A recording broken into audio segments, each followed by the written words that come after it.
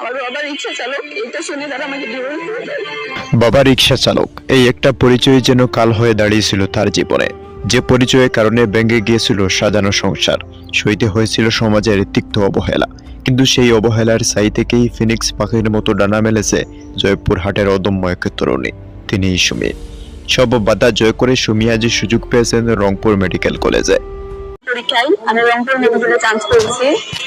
আমার বাবা একজন রিক্সা চালক, ছোটবেলা থেকে অনেক কষ্ট করে আমাকে বড় করেছে। আমার বাবা মার আর্থিক অবস্থা এবং আমার বাবা রিক্সা চালক, এটা শুনে তারা আমাকে ডিভোর্স দিয়ে দেয়। সুমির পথ চলা আর দোষটা সাধারণ মেয়ের মতো ছিল না। শৈশবে বুঝে গিয়েছিলেন জীবন তাকে দুহাত ভরে দিতে নয়, বরং কেড়ে নিতেই বেশি অভ্যস্ত।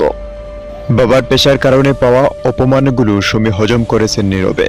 বহু রাত না খেয়ে কেটেছে, বহুদিন চোখের জল লুকিয়ে পড়েছেন বইয়ের পাতায়। বুকের গভীরে লালন করেছেন একটা জেদ, আমাকে পারতেই হবে। সুমির এই অর্জন কোনো সাধারণ ভর্তি পরীক্ষার জয় নয়, এটি সেই বাবার গাম জড়ানো উপার্জনের সার্থকতা, যাকে সমাজ তুচ্ছ তাচ্ছিল্য করেছে।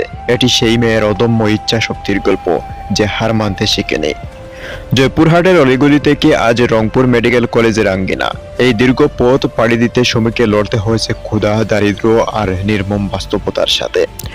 সুমি আজ শুধু নিজের স্বপ্ন পূরণ করেননি, তিনি জবাব দিয়েছেন সেই সমাজকে যারা তাকে অবজ্ঞা করেছিল। তার এই সাফল্য এক নিঃশব্দ প্রতিবাদ।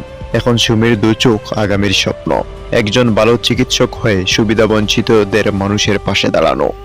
যে বাবা রিক্সা চালিয়ে তাকে এই পর্যন্ত এনেছেন, সেই বাবার পরিচয় আজ থেকে কেবল রিক্সা চালক নয়, বরং একজন সফল চিকিৎসকের গর্বিত বাবা।